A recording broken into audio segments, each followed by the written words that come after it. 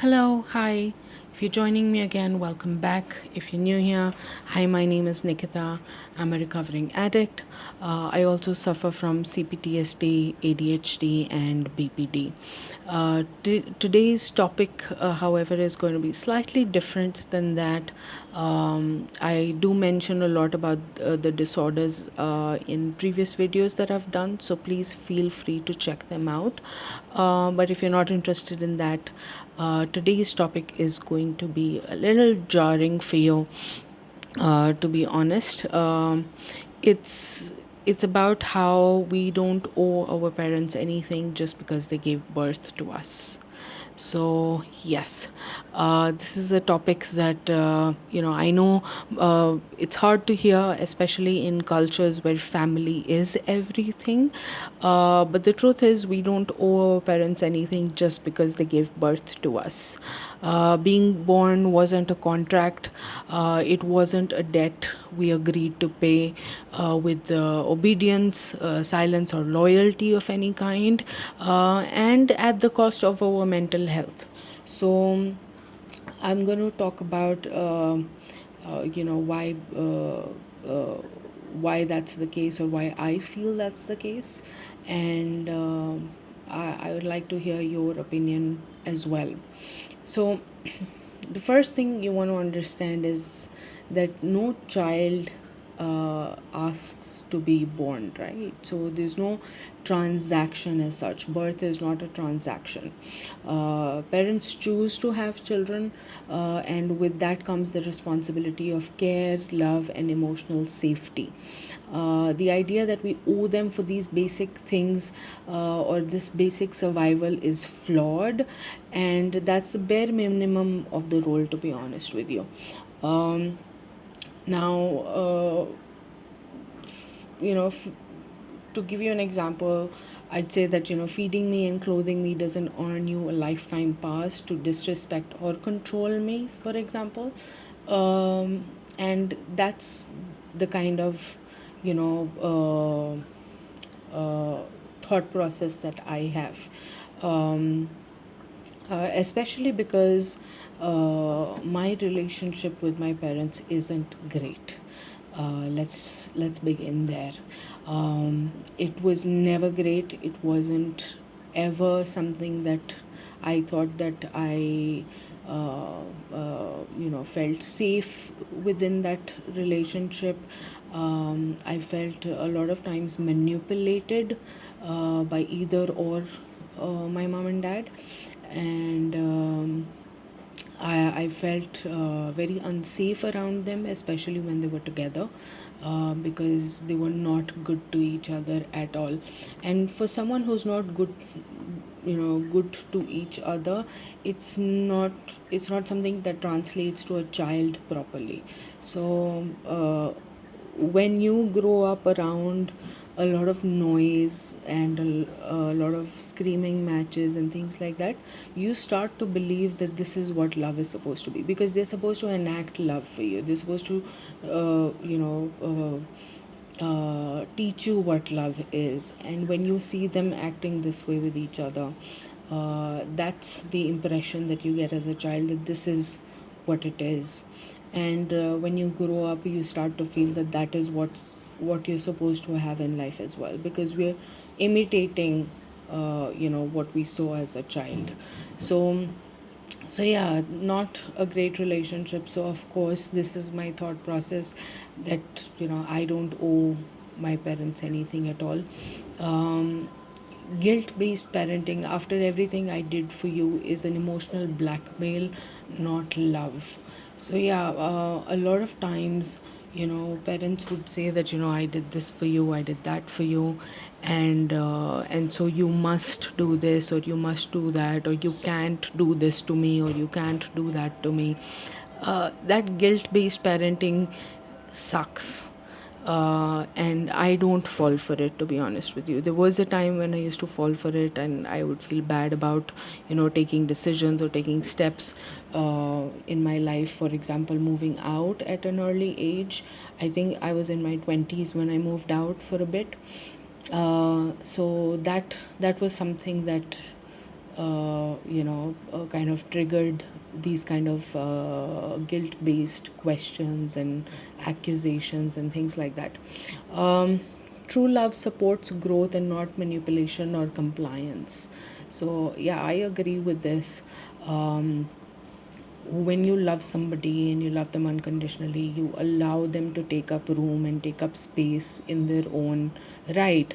And that isn't the case, especially in Indian households. It's not the case, and it's not something that is allowed.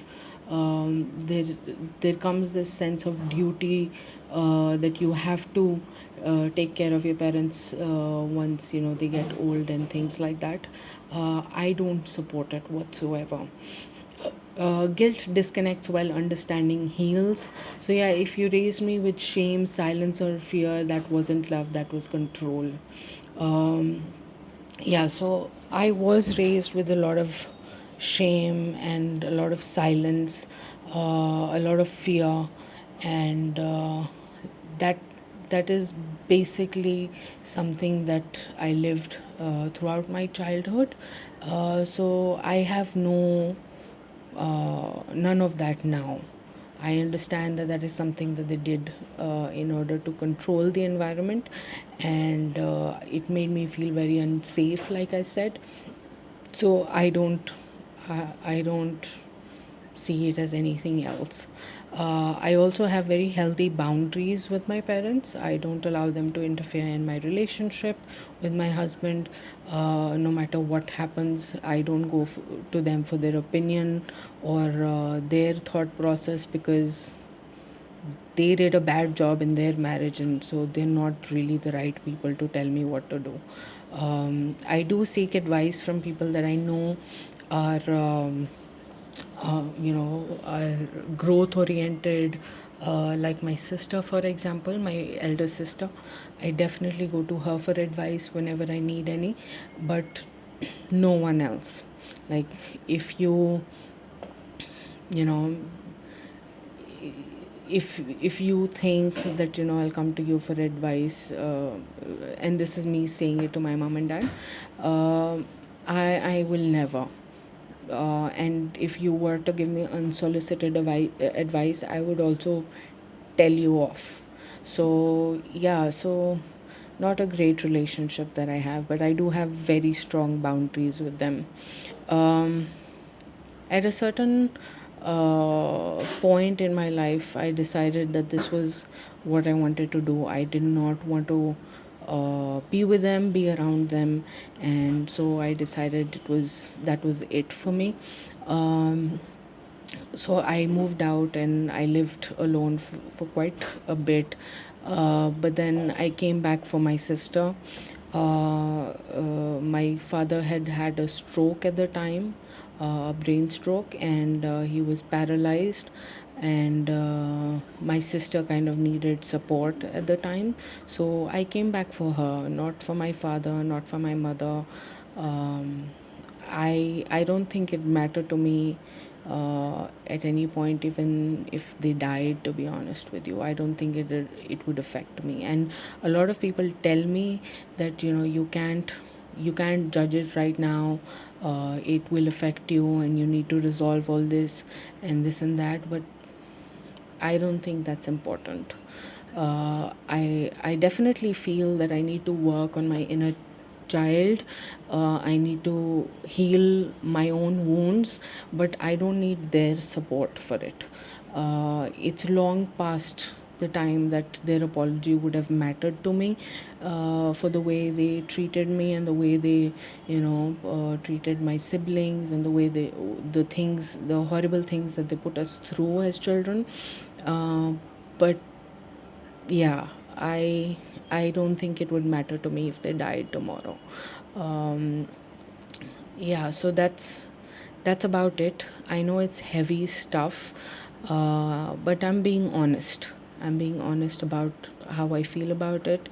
um, I am very um, uh, sorted in this way, for this kind of thing at least. For me, the only people that matter in my family are my siblings and my nephew.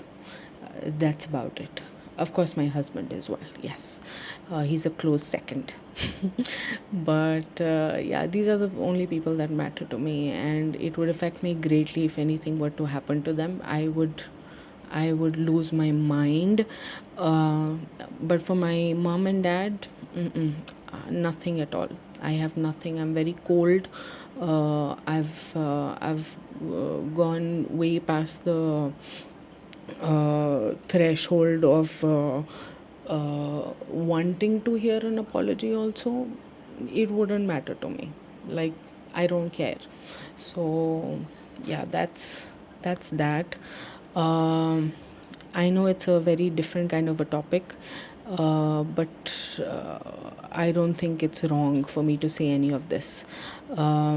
Traditionally, in the Indian households, you would see that, kids take care of their parents, and that kind of process continues into generations.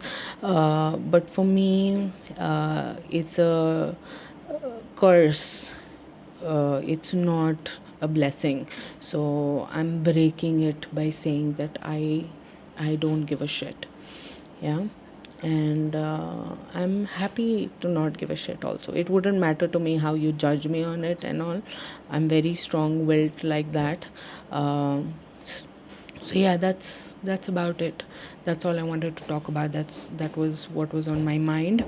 uh, and with that, I did write a short poem that I want to read out for you. Today is day 23 of loving something. I know yesterday's video I misspoke and I said day 21, but it was day 22. But today is day 23. So let's take a look at the poem. Yeah, found it. All right. So day 23 of trying to love something. Today I found a little love for myself, not in a mirror, not in words, but in movement, in the way my body danced, like it remembered joy even when my mind forgot. I didn't do it for a camera or applause or even healing for that matter. I did it because something inside me whispered, "You deserve to feel light." And for a moment I did. No grief, no guilt, just music, my breath, and me, moving through the ache like I knew where I was going. I laughed without asking permission, I smiled without reason, and I felt excited to be alive. Not all the way, not yet, but just enough. Enough to call this progress, enough to believe that maybe, just maybe, I'm not lost, I'm becoming. All right, that's that. And thank you so much for joining me. Please feel free to do all the beautiful things that YouTube allows you to do. And I will talk to you tomorrow. Thank you. Have a nice day. Bye.